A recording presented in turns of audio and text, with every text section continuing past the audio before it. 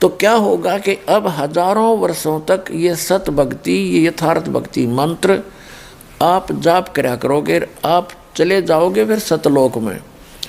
जो लास्ट के व्यक्ति होंगे, क्योंकि प्रत्येक यहाँ काल की व्यवस्था है, समय आने पर उसमें बुराई घर करना शुरू कर देती है। 1000 वर्ष तक तो ये प्योर चलेगा और अरबों खरबों की संख्या में भक्त मुक्त होंगे, सब सतलोक चले जाएंगे।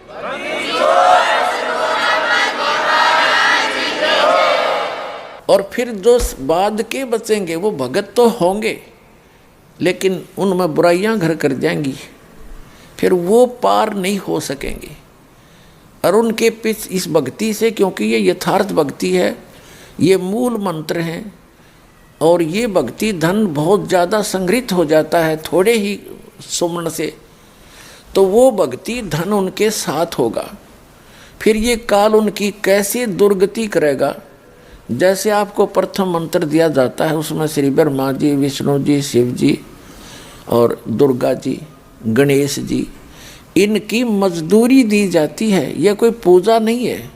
पुण्यात्माओं, हम इस स्पिरिचुअल नॉलेज को बिल्कुल नहीं समझ पाए, हमारे को अध्यात्म ज्ञान कति नहीं था।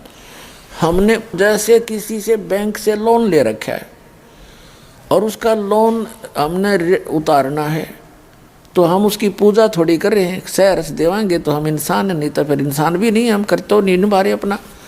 ऐसे ही जैसे हमारा कोई बिजली का टैक्स है और हम बिजली खर्च कर रहे हैं तो उसका बिल भरना ही है। हम जाएंगे वहाँ नमस्ते करते हैं, वहाँ के कैशियर से जो लेता है या अधिकारियों से मिलते हैं, उनको प्रणाम करते हैं, सभ्यता से पेश आते हैं। तो हम उनकी पूजा करने नहीं जाते, हम अपना ऋण देने जाते हैं, जल की टैक्स भी भरते हैं और प्रणाम भी करते हैं, क्योंकि सभ्यता यही कहती है। तो इसी प्रकार हम इन ब्रह्मा विष्णु महेश के ये जो हमारे ऊपर ऋण है, क्योंकि इनके लोक में हम रह रहे हैं, ये हमने इस मजदूरी दे देकर इनसे राहत प्राप्त करनी है। ये सिर्फ इतना काम है। और जब हम यहाँ से स्वदेश चलेंगे तो हमारे शरीर में कमल बने हुए हैं। कमल बीन ये बैरियर हैं आत्मा के लिए सतलोक जाने में, बाधाएं हैं। तो वो बाधाएं इन मंत्रों से क्लियर पाएंगी आपकी, फिर आप पहुँचोगे त्रिकुटी पे। हमारे शरीर में कमल हैं, मूल कमल है, जैसे बैकबोन है रीढ़ की हड्डी, इस ये जा कर के लास्ट में गुदा के पास समाप्त होती है। और उस जहाँ ये एंड होता है इसका अंदर की तरफ, हमारे शरीर के अंदर की तरफ, इसके 2 उंगल ऊपर लगभग 1 इंच ऊपर एक कमल की शकल की, कमल के आकार की आंतड़ियाँ बनी हुई हैं। जैसे कमल के फूल के पत्ते होते, आंतड़ियों की ऐसी निशान से हैं। अब तो भक्ति है नहीं आपकी, तो वो ऐसे चिपके हुए हैं जैसे खाली ब्लेडर होता है। और जब भक्ति शुरू होगी तो उनके अंदर ये मंत्र से हवासी भरी जाएगी और वो अंदर की नसें तन जाएंगी। जैसे गाय भैंस का सतन पहुँचने से पहले, यानी उसमें जब दूध प्रवेश नहीं होता तब से पहले वो लटकते रहते हैं, और जब बछड़ा और बच्चा छोड़ा जाता है उसको चूसने की चेष्टा करता है, वो तन जाते हैं ऐसे, तो उनमें दूध आ जाता है, तो उसी से तनते हैं। तो ऐसे ही वो कमल के आकार की जो छोटी छोटी सी आंतड़ियाँ हैं, इस भक्ति के मंत्र से वो तन जाती हैं। और अब वो ऐसे लटक रही हैं, अब वो जब खिल जाएंगी ऐसे खुल जाएंगी तो अंदर से एक चमक निकलेगी, बिल्कुल सर्च लाइट जैसी, बिल्कुल बारीक सी, और तब वो समझो खिल गई। तो अब हम फिर हमारा वो क्लियर हो गया, ये समझ लो वो बैरिगेट क्लियर हो गया। हमने किसी कमल में प्रवेश नहीं करना है, क्योंकि ये तो एक रास्ते में आपके मार्ग में ये काल की दुकान है। इनमें जैसे बालक है, माँ बाप ने भेजा जा बेटा खेत में रोटी देकर आ, रास्ते में कोई मेला है, वो कहीं मदारी रीछ नचा रहा है, कोई गाने गा रहा है, कोई चाट बेच रहा है, कोई खिलौने बेच है, तो वो बच्चा यदि उन खेलों को देखने लग गया तो वो वही खड़ा रह जाएगा और उस काम से वो नहीं पहुंच पाएगा। तो घर वाले गढ़ेंगे उसने, तो भेजा था कहाँ, वहाँ भूखा मरा, तू यहाँ बकवाद कर रहा। तो इस प्रकार हमने मार्ग में चलते समय उनको नहीं देखना है, अपना जो कर्तव्य है उनका टैक्स क्लियर पाओगा आपका। परमात्मा साथ रहेंगे इस दास के रूप में। जब आप यहाँ से चलोगे आपका अकाउंट कराता चलेगा।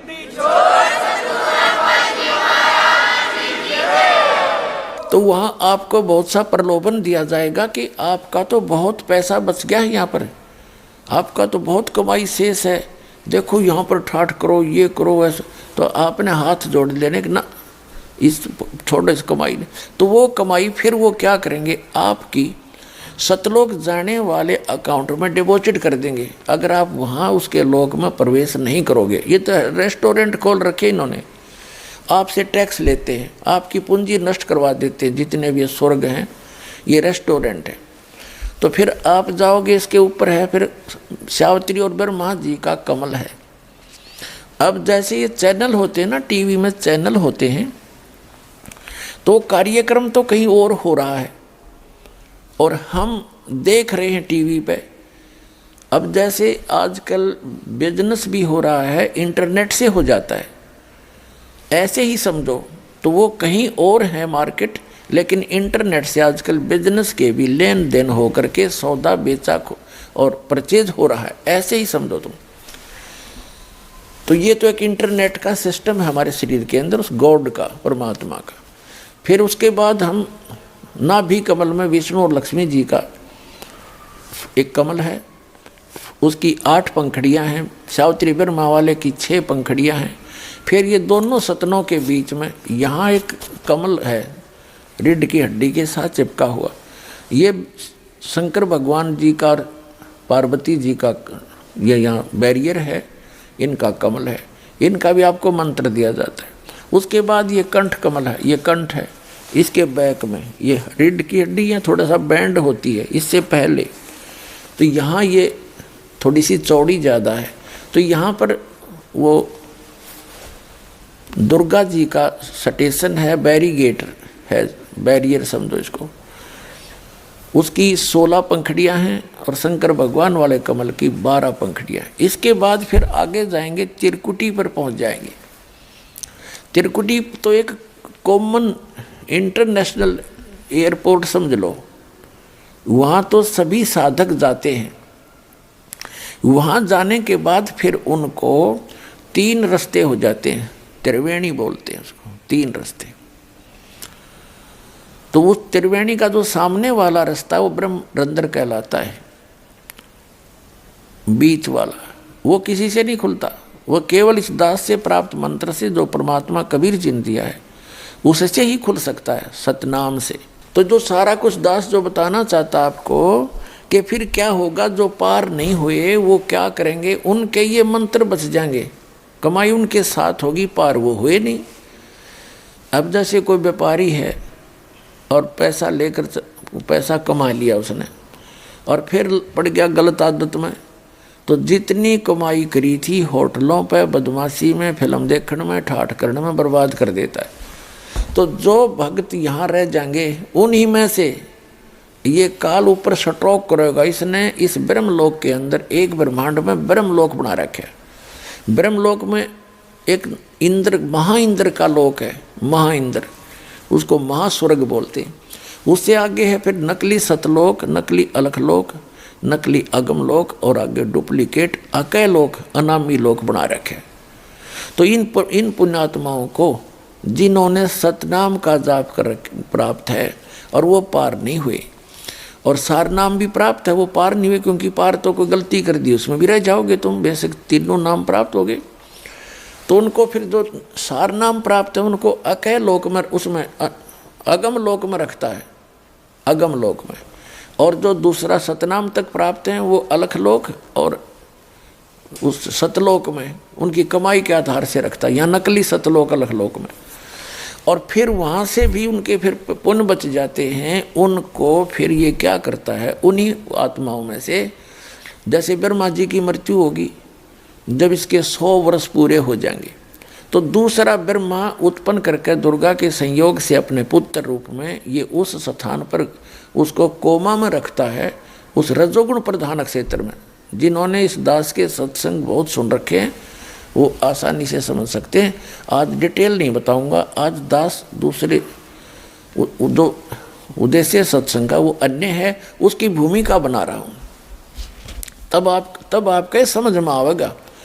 नहीं तो आज तक आपने उआबाई सुन रखी है, तत्व ज्ञान किसी से बताया नहीं। सब जो है ना एंड बैंड मार करते, हमारा अंतःकरण खराब कर डाला, हमें विद्वान बना दिया नकली। अब परमात्मा का सच्चा ज्ञान आता है तो 36 मन में पता नहीं कितने ऑब्जेक्शन खड़े हो जाते हैं, ऐसा नहीं वैसा नहीं। और पहले जो आप बकवाद सुन रहे थे उसमें क्या, वो कहाँ से आधार था आपका? वो सारा सच्चा मान रखा आपने।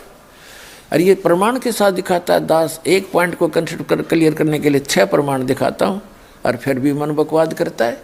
तो मन तो ये काल है, इसकी नहीं सुनना। अब परमात्मा की बात पर अमल करना, आपका कल्याण होगा।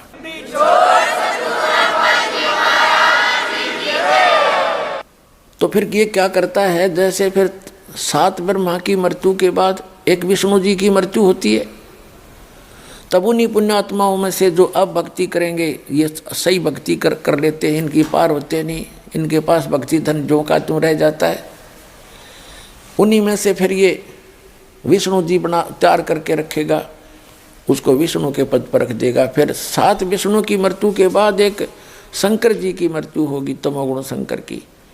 तो तब तक ये एक और अन्य उन्हीं पुण्यात्माओं में से अपना पुत्र रूप में शंकर तैयार करके रख लेता है। और उन पुण्यात्मा जो वर्तमान में ब्रह्मा विष्णु महेश बने हैं, ये आगे 84 लाख योनियों में चले जाएंगे। उसके बाद फिर ये कहाएंगे स्वर्ग में आएंगे, ये पुण्यात्मा ब्रह्मा विष्णु महेश। स्वर्ग में इनके रहे खये जो पुण्य है वहाँ समाप्त करेंगे। उसके बाद पृथ्वी पर आकर ये राजा बनेंगे। ऐसे थोड़ा जल्दी से खत्म होता है, इतना धन इकट्ठा हो रहा है आपका। राजा बनकर फिर ये नरी को वध करेंगे, कहीं शिकार खेल लेंगे, एक दूसरे के राज को हड़प करने के लिए लाखों लोगों को मरवा डालेंगे, मार डालेंगे, और गुटी सूटी लाओगे और नरी बकवाद करेंगे। यानी इनके पुण्य समाप्त होंगे, पाप की वृद्धि शुरू हो जाएगी, और अगले जन्म में ये गधे बना दिए जाएंगे। तो ये पूरा प्रोसेस है इस काल भगवान का। परमात्मा ने दास को अकल दी, बुद्धि दी, और अब आपको चाहता हूँ कि मास्टर बना दूँ, आप मार ना खाओ, किसी की बहकाई में नहीं आओगे, ऐसा तैयार कर दूंगा यदि विश्वास रखोगे तो फिर क्या होता है, उन्हीं पुण्यात्माओं में से कोई जैसे द्रौपदी बनती है, कोई किसी सत्र पर आती है, कोई कुंती बनती है, अच्छी आत्माएं होती हैं ये। तो ऐसे अब दास जिस स्थान पर आपको लाना चाह रहा था अब पहुँचे हैं। जैसे ये परमात्मा इतना दयालु है, कहते हैं जो जन मेरी शरण है ताका हूँ मैं दासे, गेल गेल लाग्या फिरूं जब तक धरती आकाशे। एक बार भी कोई पुण्यात्मा मेरी शरण में आ गया, मेरा बच्चा बेटा या बेटी, कहता उसको मैं फिर छोड़ दूँ नहीं, उसके साथ रहूँगा, उसके पीछे पीछे फिरता रहता हूँ जब लग धरती आकाश, यानी जब तक ये कयामत आवेगी या प्रलय होएगी जिसमें पृथ्वी का भी नाश हो जाएगा, तब तक मैं उसके साथ रहूँगा और उसको चाहूँगा, कोशिश करूँगा कि निकल जा जल्दी सी। हम कहाँ गलती खाते रहे सतयुग त्रेता द्वापर में, भक्ति सभी करती है आत्मा। ये तो अभी नास्तिकता पनपगी, जैसे पूरा चीन नास्तिक हो गया, रूस नास्तिक हो गया, और अब भारत का नंबर था। जब ये भक्ति शुरू ना होती 100 वर्ष के बाद भारत भी कंप्लीट नास्तिक हो जाता, क्योंकि इतने नकली पंथ चल पड़े, इनसे लाभ कुछ हो नहीं रहा, सभी थक चुके, ना कोई सुख हुआ, ना आध्यात्मिक लाभ ना भौतिक लाभ होता। तो अब कुछ दिनों में ये सभी नास्तिक हो जाते, अब कुछ ना रखा भगवान भगवान में। तो यही कारण था कि जैसे चीन पूरा महात्मा बुद्ध को मानते थे, और उनके पूर्वज जो थे उनके न्यायी बन गए, उनके द्वारा बताई सब क्रियाएं करते थे, उससे कोई उनको तो लाभ हुआ तो नहीं, लेकिन पूर्व जन्म के ओपन कर्मी थे, उनसे लाभ होता रहा। तो वो ये सोचा करते थे कि हम जो साधना कर रहे हैं उससे लाभ हो रहा है। उसके बाद जो उनके वंशज फिर और आगे आए, वो भक्तिहीन प्राणी थे, साधना वही करते थे जो उनके पूर्वज करते थे, उनको कोई लाभ हुआ नहीं, उस साधना से होना ही नहीं था, क्योंकि चार्जर ठीक नहीं था, वो मंत्र सही नहीं थे। तो फिर बाद वाला ने न्यों सोच लिया कोई भगवान भगवान नहीं है और ये सब बकवाद बंद करो। तो उन्होंने कंप्लीटली बैन लगा दिया, राम की चर्चा नहीं करनी। तो यही भारत का दशा होती, क्योंकि भारत दो एक यूनिवर्सिटी है अध्यात्म मार्ग की, सदा से ये स्थान ऐसा है। भारत कोई अलग नहीं है विश्व का, विश्व सारा एक ही है, लेकिन ये स्थान विशेष है उस परमात्मा का, जहाँ वो आते हैं, विशेष भक्ति प्रदान करते हैं। सतयुग त्रेता द्वापर तक हमारे पूर्व जन्म के पुण्य हमारे साथ चलते रहे, क्योंकि जो दास बता रहा आपको, कलयुग के अंदर ये भक्ति होती है, फिर ये ऊपर चले जाते हो, वहाँ अपने स्वर्ग में, महास्वर्ग में पुण्य खत्म करके फिर सतयुग में जन्म लेते हो पुण्यात्माएं। अब सतयुग त्रेता द्वापर तक उनके पुण्य काल बार बार जन्म देकर उनको नष्ट करवा देता है, और वो पहले साधना कर रहे होते हैं वो शास्त्र विरुद्ध, तो उससे भी उनको ये लगता है कि हम जो ये साधना कर रहे हैं इसी से लाभ हो रहा है। यह भूल थी उनकी। फेसबुक पर हमारे पेज अमर बोध को लाइक करें और यूट्यूब पर अमर बोध चैनल को सब्सक्राइब जरूर करें। संत रामपाल जी महाराज से निःशुल्क नाम दीक्षा लेने के लिए हमारे इन नंबरों पर संपर्क करें। घर बैठे निःशुल्क ज्ञान गंगा या जीने की राह पुस्तक प्राप्त करने के लिए अपना नाम, पूरा पता और मोबाइल नंबर हमारे इन नंबरों पर SMS या WhatsApp करें।